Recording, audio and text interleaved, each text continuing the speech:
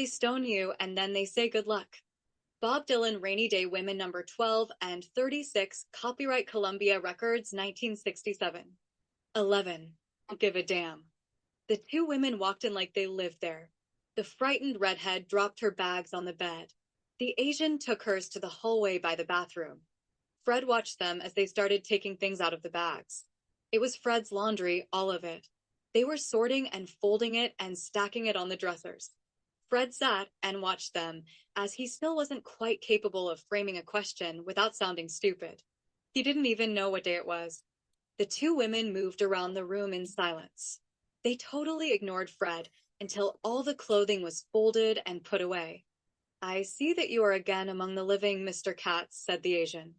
I'm Marjorie, and this is Charlene, my roommate. How did you know my name? We saw you on TV.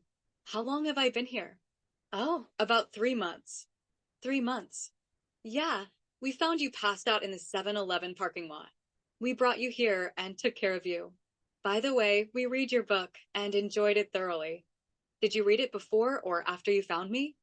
I read it before it was even publicized much. Charlene read it about a week before we found you. I thought that all my fans had abandoned me when I ran out of money. We're waiting for your next one. That's going to be a while. I've got an extreme case of writer's block. I haven't written a usable paragraph for almost 6 months. Well, we can account for 3 of them. What happened? Food poisoning, we think, along with total exhaustion. How did you keep me from starving to death? Chicken broth through a tube. I was a nurse for a while. Chicken broth? Oh, we made other thin broths too with rice and barley, but chicken broth goes through a tube best. And when you add vitamins and mineral supplements, it keeps the soul inside the body where it belongs. How did you find out where my stuff was? We found your address in your wallet. Why are you keeping me in a motel room? We couldn't take you to our place because Charlene is afraid of men. We couldn't take you to your place because we didn't want to fight with the stairs or attract attention. Yeah, I can understand that. Those stairs are nasty. We even kept up your rent. You did that for me? It was the right thing to do. Besides, I'm a fan. Whose money did you use? Mostly yours. We found checks in the mailbox. How did you turn them into money? You should never put your signature on the dust jacket of a bestseller. Charlene figured how to forge it in about 20 minutes. We put them into her bank account. The motel room is on me. I get a special rate here.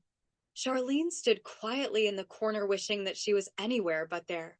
She was trying valiantly to figure out the secret of invisibility. Fred picked up on it. Charlene, you're awfully quiet. Trust me, I'm harmless. You did read my book. Charlene edged her way toward the door. Hey, I didn't mean to scare you by noticing you. You are a beautiful woman after all. Charlene started to cry and Marjorie ran to her. Come on, we have been taking care of him, washing, feeding, turning him in bed, massaging him for 3 months. You knew he was going to wake up sooner or later, didn't you? Take me home, please. He's not going to hurt you. Please. Suppose I don't. I know there is no way that you would walk home alone. I need to go. Please. Marjorie turned to Fred. When I found you in the parking lot, I had to go and get Charlene to help me carry you here. It was the first time she had been outside for almost 2 years. She was afraid to touch you until she was convinced that you were totally unresponsive. When she realized that you could die if we left you there, she decided to help. I couldn't have done any of this without her.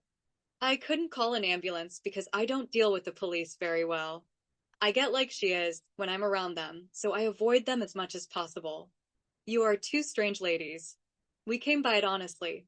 Look, you two have spent 3 months nursing me. You have been in my apartment, done my laundry, read my mail, washed my entire body, read the book that I wrote, and one of you, I am pretty sure, has known me in a biblical sense. I know nothing about either one of you. I find it strange for a very self-assured and worldly lady of Asian descent and a drop-dead gorgeous redhead who's afraid of men to rescue a strange man, put him up in a motel room for 3 months, and nurse him back to life just because they saw him on TV and liked his book. There is a story here that no publisher in his right mind would accept for publication. Okay, Mr. Katz. Please call me Fred. My parents fled Saigon shortly before it fell to the VC. I was born 3 days after they landed in Atlanta. Atlanta was okay, but people there really didn't accept us. My parents both worked in housekeeping for Best Western, and I grew up in motels in the greater Atlanta area. By the time I got to high school, I had been in every school in the metropolitan Atlanta school system. I scraped through high school with fairly decent grades, but never really got to know anyone. When I got out of school, I left Atlanta for Nashville. I waited on tables in various Chinese restaurants and worked my way through Vanderbilt Hospital School of Nursing. When I graduated, I worked in the St. Thomas Hospital across town. Nashville was tougher than Atlanta. If you don't look American to them, you are a piece of meat for the dog. They called me Dragon Lady or that gook bitch. They didn't even wait until I couldn't hear them. They would look right through me like I wasn't there. 2 years of that was all I could take. The only hospitable places were the hospital and around Vanderbilt. I came here to work in the college infirmary. It was great there. I moved into college housing and had the time of my life. I'm only 18 credits short of a pre-med degree. Then my world fell apart. I was taking the path across the park, and this evil man grabbed me and dragged me into the bushes, beat me up, and raped me. I was a virgin until that day. I was saving myself for my true love, if ever I found him. I went to the police to report it, and they teased me, called me Dragon Lady, Gook Bitch, and Little Vietnamese whore. They made me take my clothes off and shot a lot of pictures of me. They never tried to find that evil man who did that to me. I ran home and didn't go outside for 3 weeks. I finally ran out of food and had to force myself to go out and buy some. I couldn't go back to work. I couldn't go back to school, and I couldn't face people. I decided that if people thought of me as a whore, I would use it against them. I went to Atlanta and started hanging out in bars. I picked up certain kinds of men, men with swollen egos and thick wallets. I'd mix them a drink from the mini bar in the motel, add my secret ingredient, fuck him hard, and take most of his money. Some of those guys were slow learners. I fucked several of them more than once. I get free rooms at Best Western because my dad is on the corporate board of directors. I have a pass. The management at the individual franchises thinks that I'm a corporate spy, so I get anything I want from them. I have an apartment too. That's where Charlene and I live. I bribed housekeeping to stay out of this room. Your landlady thinks I work for your publisher and that you are on a book tour. I'll be honest. I've wanted to meet you ever since I saw you on Donahue. You have had a rough life. Up until 2 years ago, Charlene taught freshman English over at the college. I found her naked and bleeding in the park. There was a crowd of people standing around her, and no one wanted to do a thing for her. I put my coat around her and took her home. She tried to kill herself more times than I care to think about. The first 6 months, I had to live on my savings and only go out when she was sleeping. That son of a bitch had better pray that the cops catch him before we do. If we catch him, he will never be able to do that to a woman again. He will never know what hit him. I'm sure of that. Charlene smiled weakly when she heard Marjorie say that. This experience has been very therapeutic for Charlene. I am trying to show her that all men aren't vicious animals. Sometimes there just aren't enough stones. Forrest Gump. 12. Maryanne leaned languidly against the counter, touching up the edges of her nails. It took considerable time and effort to be Maryanne. The application and maintenance of her makeup was a full-time job all by itself. The way she approached that occupation was a form of erotic art. People came to Earl's just to watch. Every move she made was choreographed for maximum effect on any audience she might have. Revlon canceled an ad campaign that featured Maryanne because the Blue Berets picketed their corporate headquarters, and that was just over lipstick. The League for Decency swore out an injunction over the blush commercial after only one showing. Revlon sent her back to Barbizon. Barbizon put her in a fashion show at Oleg Cassini. The police came. After that, Barbizon became afraid of litigation. After all, who wants to spend a whole lot of money to make commercials that only run once? Who wants to have a fashion show where the fashions are overshadowed by one model? It cost Maryanne's parents $6,000 for the training at Barbizon Academy. No other agency after the exposure that Maryanne generated wanted her. All she got was a couple of offers from X-rated production companies and a couple of second-rate porno magazines. Maryanne preferred wearing clothes, so the offers fell through.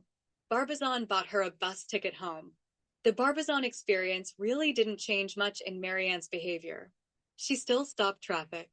She knew what to do and did it well. Earl made it worthwhile for her to do it in his diner. So did the customers. It always amazed Earl. She was rude and sarcastic to the customers. Nobody ever remembered her waiting on a table. Still, her tip jar was always full at the end of the day. She talked on the telephone. She adjusted her makeup and clothing. She insulted people. She didn't bus tables. She didn't sweep the floor. She didn't freshen the customers' coffee. Mostly she ignored the whole scene and worked at nothing else but being Maryanne. She was the best Maryanne she could be. She put her nail file back in her apron pocket, and using a napkin holder as a mirror, she repaired an imperceptible light spot in her lipstick. Then she altered her position slightly to take advantage of the sunlight to study her eyebrows. At the same time, she watched Mike from the hardware store as Mike watched her. She put her foot on a stool and made a tiny adjustment to her stocking. Then she slid her fingers seductively along her thigh, brushing her skirt just a little bit higher. The bell on the front door jingled as Earl's wife Molly came in. Molly was the antithesis of Maryanne. She was a solid woman of short stature. She was Earl's high school sweetheart, and after 27 years, they were still like high school kids when they were together. She was the brain behind Earl. She kept the books and did the ordering and payroll. She also handled the taxes of over half the businesses in town. The IRS feared her.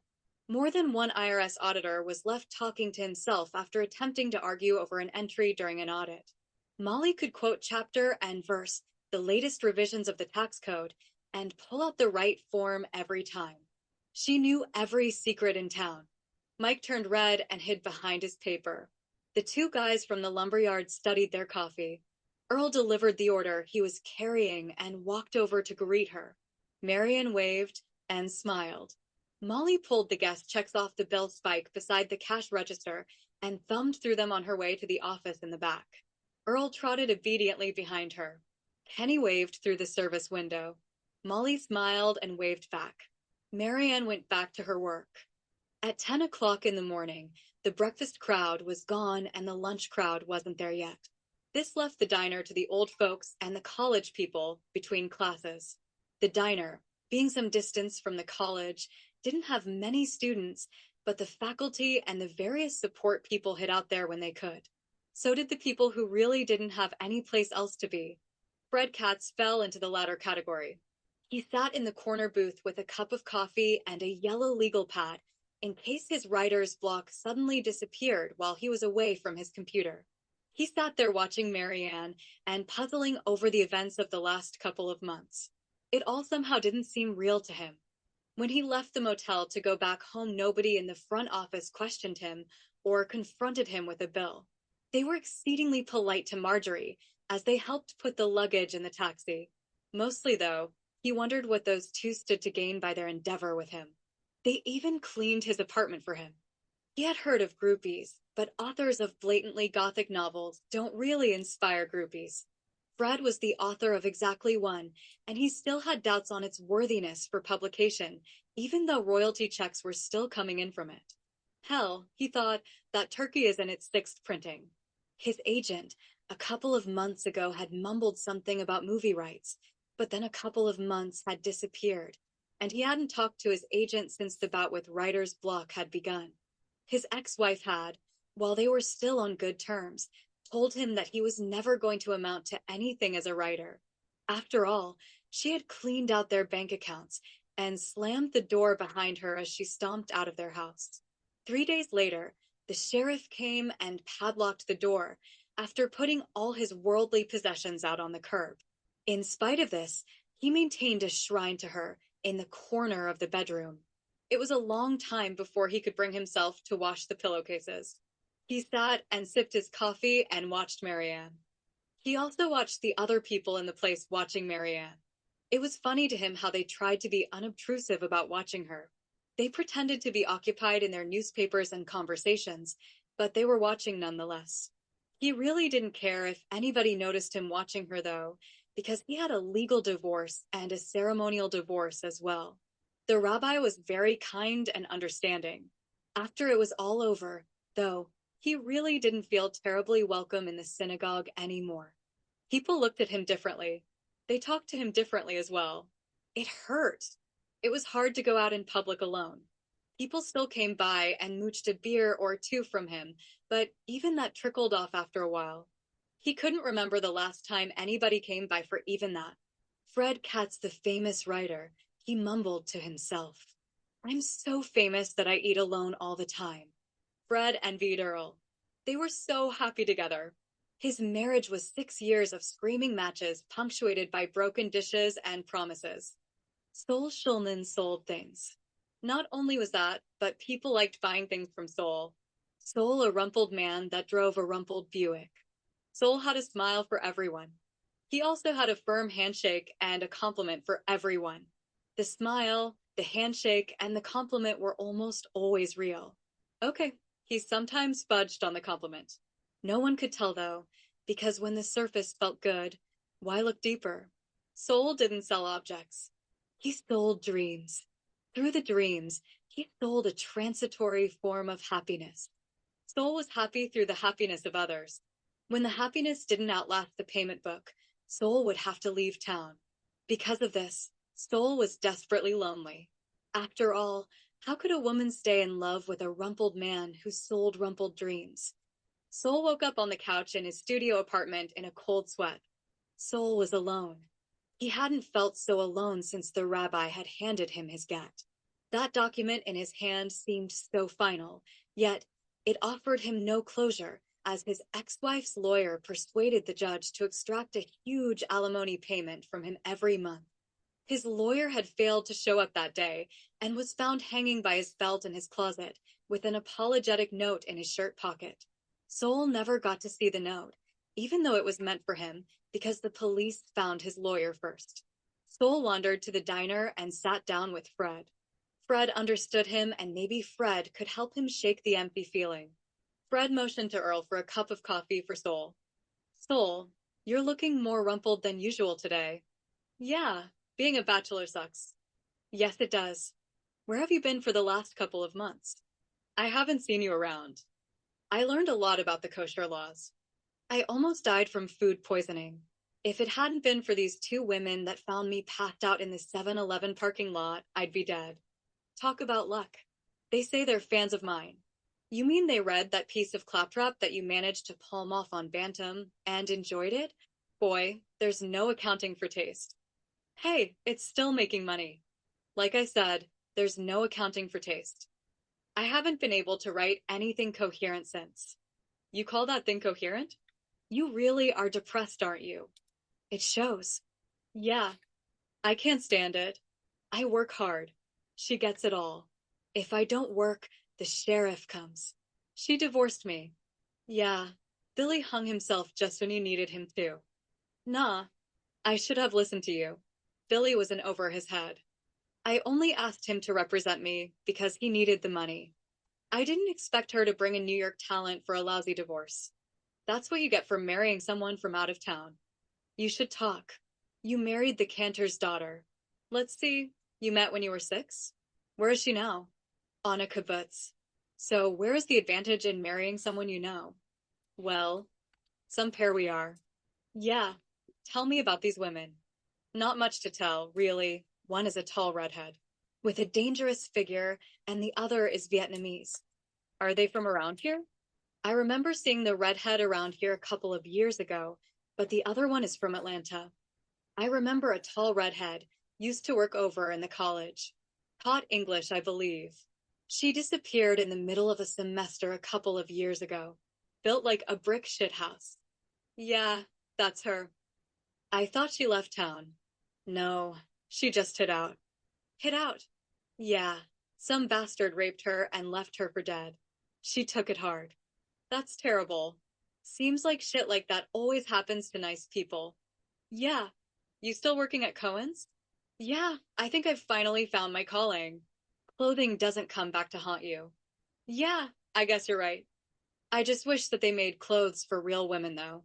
It's awfully hard to stuff a size 20 woman into a size 10 dress. I can imagine. You thought the leaden winter would bring you down